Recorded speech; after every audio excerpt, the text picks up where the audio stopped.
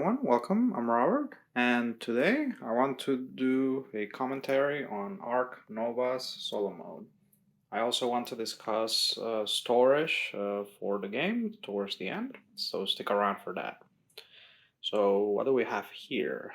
This is the end game state for medium difficulty, starting at 10 appeal and playing with map number 6. This is the Research Institute.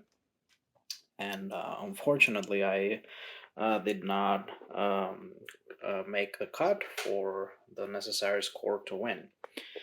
This is my sixth game for Ark Nova, and this is the first time I lose. Actually, I have the other five times I played, I have made the cut, but um, this time I think I definitely made a bit of a mistake during the playthrough. As you can see here, I have a whole bunch of money that I ended up with that I didn't use on anything. So I'm gonna give this another try with the same map and see if I fare better. I'll definitely adjust my strategy.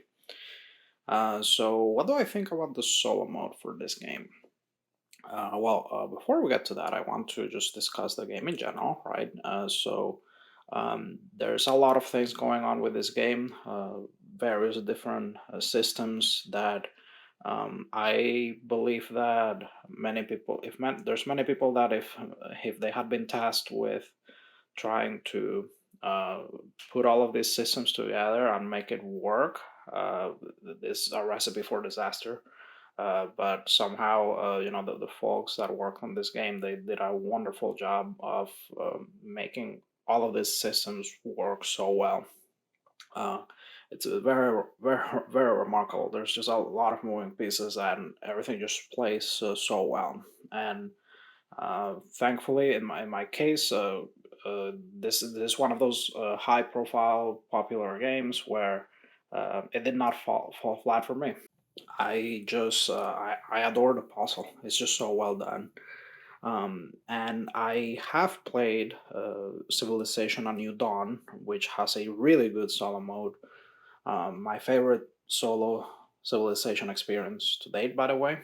The reason I bring that up is because this game borrows that card row mechanic, all right, for actions, and it borrows it to good use. And it's not as expansive in this game as it is in that other Civilization game, but it nevertheless it makes good use of that mechanic. So good job integrating it here.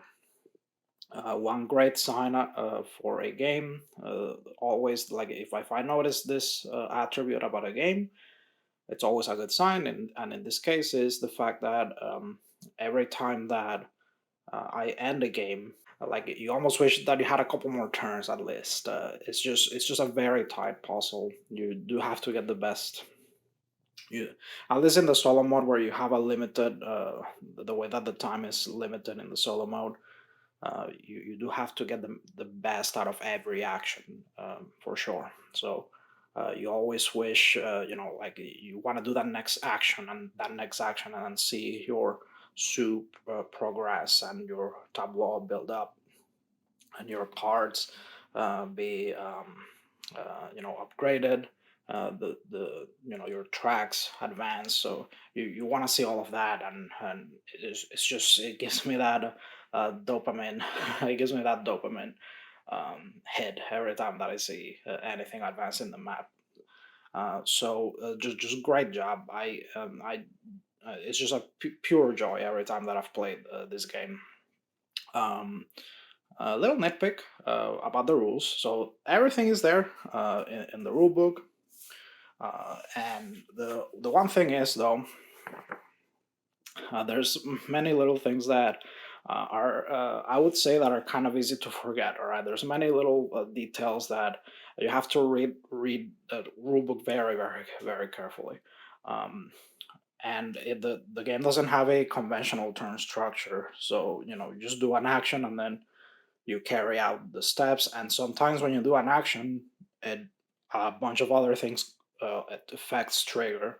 So you have to be careful to keep track of that and make sure that you don't miss certain things that happen after you do your action. So the timing matters with the way that you carry out your actions and all of that, and all of the effects that could possibly happen after you do so.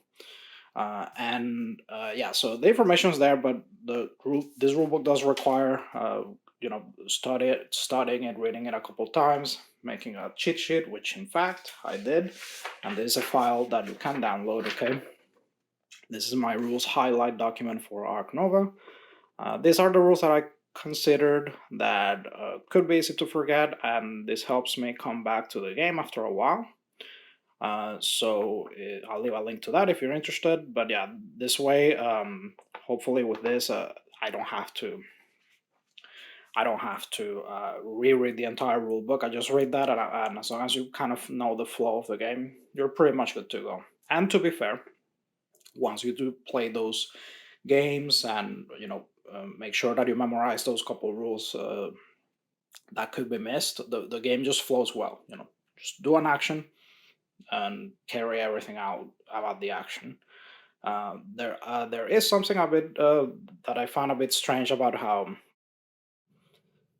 the way that releasing animals into the wild works and enclosures. That the rules are there. It's just that they can be a bit fuzzy. Like trying to understand them. It took me a bit wrapping my head around the fact that the game in the glossary explicitly states that you don't have to keep track of you don't have to explicitly keep track of animals that you put in their own enclosures.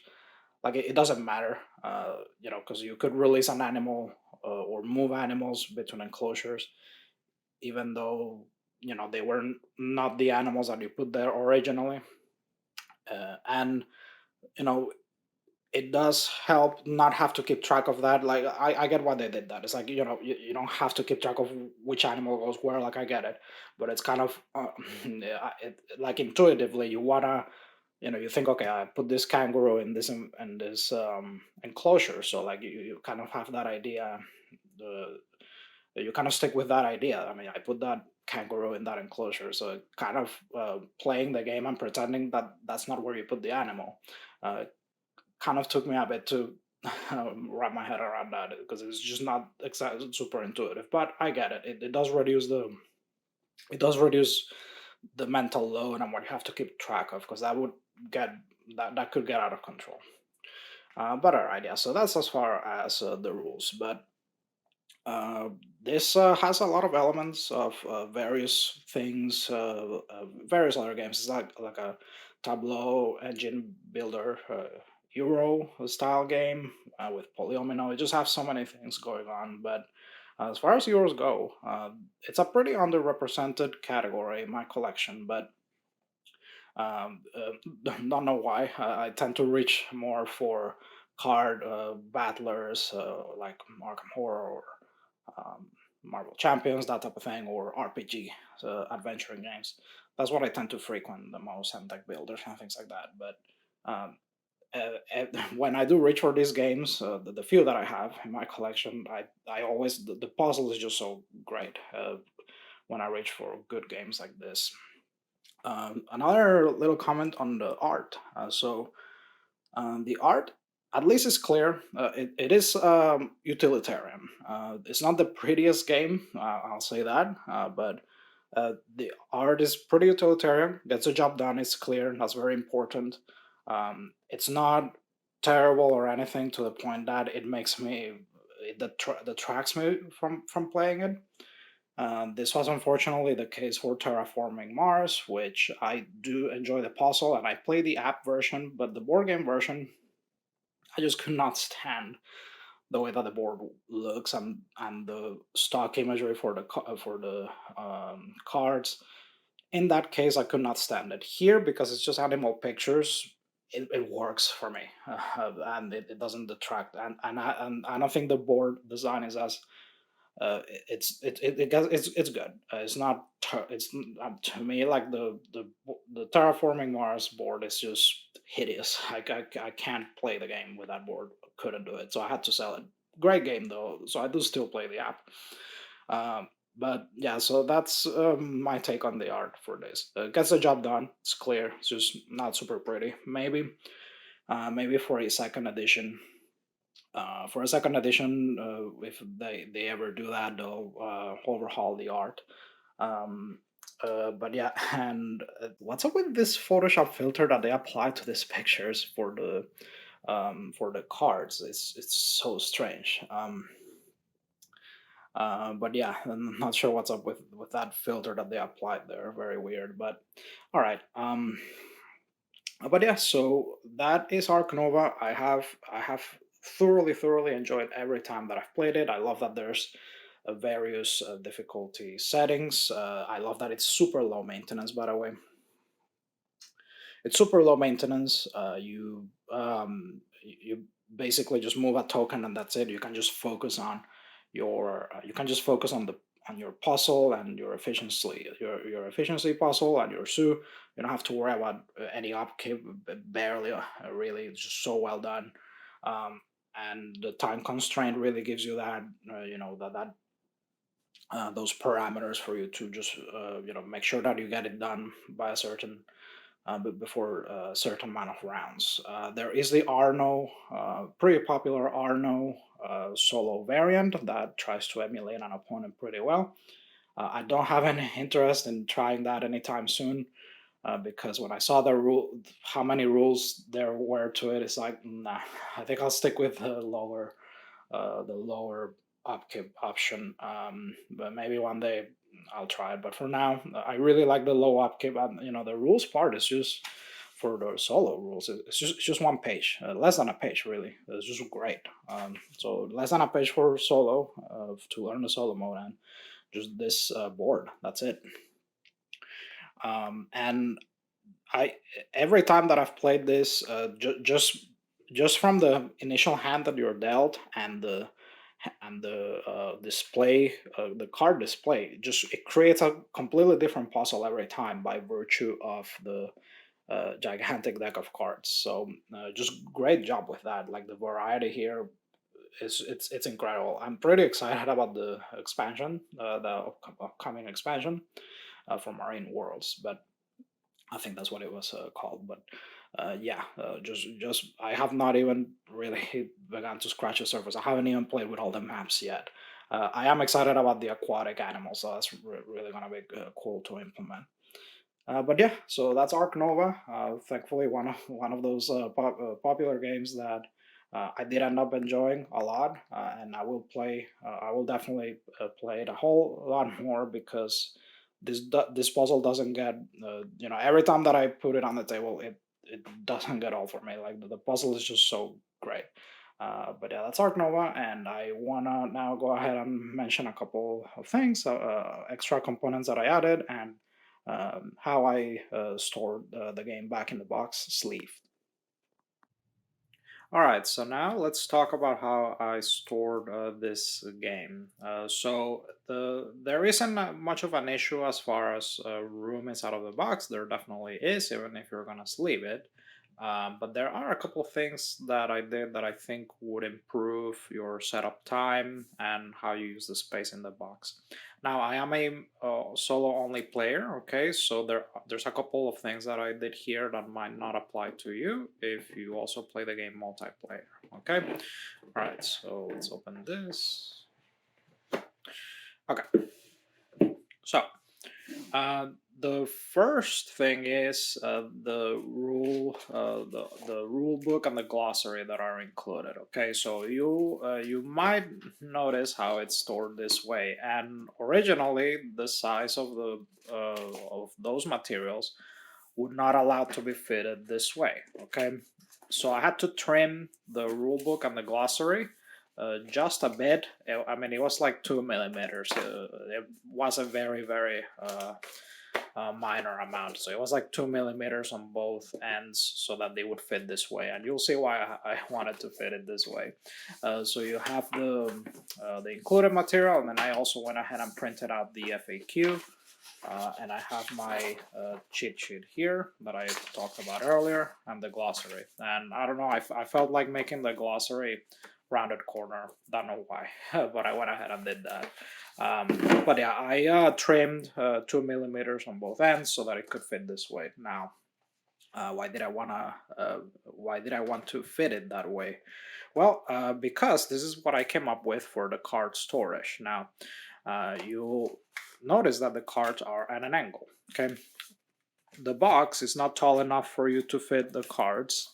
Um, like this. Well, technically it is. The thing is, if you do that, then you also have the board and all of these materials, right? So you want to fit your deck like this, and now it's gonna poke out like that. Okay, so you have the issue of the board down there not letting you store your cards like this, which I would have loved to. So this is a little technique that I have applied in other when I store other board games, right? When you run into an issue like that where for whatever reason you can't store the cards like this inside of the box, and to prevent having to put the decks inside of bags, which that's like a last resort thing. I don't like putting sleeved cards inside of bags because it could crease the corners and it's just a bit of a pain to get out of zip bags. So here's what I do, right? So I hoard boxes of various sizes for this type of purpose. I'll leave the dimensions up on the screen in case you're interested in making a box that is exactly like this. Now the key here for you to be able to put your cards at an angle is this thing right here, right? This is a cable management, a cord management little piece that I bought. I bought a pack of these years ago. They did not end up being useful because this glue was not strong enough, and the cables.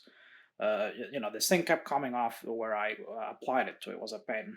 So I ended up, I didn't throw them away because I knew maybe one day they would be useful. So I've been using these things to create these boxes, right? So I would apply to the box, and what that does is it keeps the cards on an angle.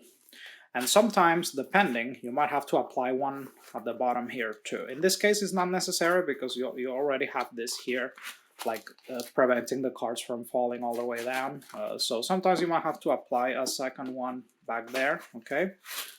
All right, but in this case, it is not necessary. You already have this stopping the cards from falling all the way down, but look at that. So you can apply force a bit at the back here, but this always keeps it at an angle, right? And it prevents the cards from falling all the way. So with that, you're able to store the deck in you're able to store it like that, and it has the exact height, okay, that you need. And the reason why I wanted to fit it like this is because if I didn't do it, okay, I would have to store it like this, and then it would make the box, it wouldn't close all the way if I had to store the rule books like that. So that's why I trimmed it a bit, and now you're able to store it this way. And now you're not adding this to that height, and the box closes all the way. So that's what I did for storing the deck. And there is a bit of room here. I could find a bit of a bigger box, and for when the expansion comes out, I'll try to apply this same technique. I'm just gonna have to find a box that's a bit bigger, or maybe I'll have to store it this way instead. Okay. But I think I'll be fine. I'll just need to find a box. I also didn't mention I added this piece of foam here so that the cards didn't move around and they stuck in place. All right. But yeah, these things are useful. If you happen to have a box, it'll keep your cards at an angle. I've done this a couple times for certain games where the sleeved card height is an issue. By the way, the sleeves that are used are sleeve kings. I find that sleeve kings are a great compromise because it's not as thick as normal sleeves, but it's not as flimsy as those penny sleeves. I do try to use penny sleeves to save cost whenever I can, but for a game as nice as Ark Nova, I just like the game so much, and I handle the cards a lot. I think sleeve kings is the way to go, and that way it doesn't, the deck is already big as it is. I don't want to make it too big. So Slave Kings is a perfect compromise. So I really like Slave Kings in cases like this. All right. Now, this you could just use any. You could just use any like a dollar store container for this. I had a couple extra ones of these game trays, so I have that for the money. And you'll see why I don't use one of these. I have this. Okay, so what I have here is this is everything I need as a solo player. I just basically this right here. I just dump this on the table and I have all the tokens I need to prepare for setup. I don't have to separate and figure out what's what for setup. This is everything I need to start and set up the game. Okay. And the after I dump this in on the table, these are the extra player tokens for animal enclosures and conservation projects. So I just empty that in here. But here I have, these are the other, this is for setup. I separate this for setup, right? Just like I separated these tokens for setup. These are the end game goals, and these are using penny sleeves since these don't get handled as much. Penny sleeves is fine for this. So here I have those initial conservation projects, the end game goals, and then the 5 cards I need just for solo play. All right. Now, for one thing that I always do is, as a solo player, I always anything that I don't need for solitaire play, I just separate it. So here, everything that I don't use, I just went with the black tokens. Those are the ones that I preferred. But anything else that I don't need as a solo player, I just separate it in a bag like that. Okay, and here I have this is a drawback for the bonus tokens. Okay, so to draw them randomly. All right. Okay, now you might have noticed earlier. That I had this on the map board, and the reason for that is I like using this lid. So when I gain money for my zoo, I put it here, and it just makes it a bit easier to pick up the money tokens, because also the money tokens can get, you can reach points where you have so many that it starts overcrowding that little area where you're supposed to put your money in the map. So I just like putting it in this little lid and using it as a tray, basically, for money on my zoo, and it has that perfect, almost that perfect size. Let me just show you here. I mean, you saw that already, but yeah. So it has that. It almost is like by chance. It almost is exactly the same size. So it's perfect. All right. So now, what else do we have here? So, the trays, right? So one thing that you might have noticed was that the trays, I don't pull out both of them when playing, and that's because I found it unnecessary. Here's how. So for solo play, here's how I arrange the tokens. I don't need that much currency. I just pull out about 100 plus worth of money currency. If you're playing efficiently, I don't see why you would ever have that much more than 100 or 150 that you would need to use at any point. So I brought out in different currencies denominations tokens, about 100 plus, and I separated that, and I just keep that in the box. I don't need that, and these are the tokens that you're not gonna need for solo play, because you have your own board, right? So it's not necessary. And then you're not gonna ever need that many for just one zoo map. There's just a lot of tokens that you're not gonna need, like the break token. You're gonna see that the break token you don't need that for solo play, so I just left that there.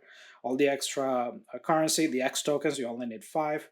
Uh, so you get the idea. There's these multiplayer effect tokens. You don't need that for solo play. So all of that stuff that you don't need, I put it away, and I only bring out one tray when playing. So you have the special enclosures there. You have the unique enclosures from cards, okay, and then you have this the zoo enclosure by size tiles, and you have the ones here, okay, and that's it. This is the one tray that I bring out to play. So the way it goes is I bring out this tray, I just dump this on the table to set up the boards and everything, and then I put this back in the little box. You saw that earlier in the video. So this is when you when you support conservation projects and things like that, just bring that into this box, and everything else in the box just gets distributed throughout the table for one setting up. And you don't need to even bring out the entire deck. Typically, for solo play, I don't. This is about as much as I go through from the deck when playing solo. Right, so you can just bring up a chunk like this, and then if you want to set up again, you know, you can shuffle the entire thing. Sometimes I do. Other times I just bring out another chunk, and there you go. Start another game. I don't have to shuffle. Just shuffle once, and you can play a bunch of games in a row. You won't see the same cards if you do it that way, but sometimes, you know, it's not that big a deal. All right. But yeah, that's pretty much it. You have the board at the bottom, and it's stacked all of that at the bottom there. It does that's the thing with this, right? When you have the board and all of those other components, it adds height, so it created this problem of maybe wanting to store the deck nicely. But once you do, if you do it like this, it'll all fit back in there neatly. All right, and yeah, that pretty much is it, folks. I hope this gives you some ideas for how you might want to store the game yourself. Okay, but I want to thank you so much for watching. If you have any comments, feedback, questions, please put those in the comments section, and make sure to like and subscribe, and I'll see you in the next one.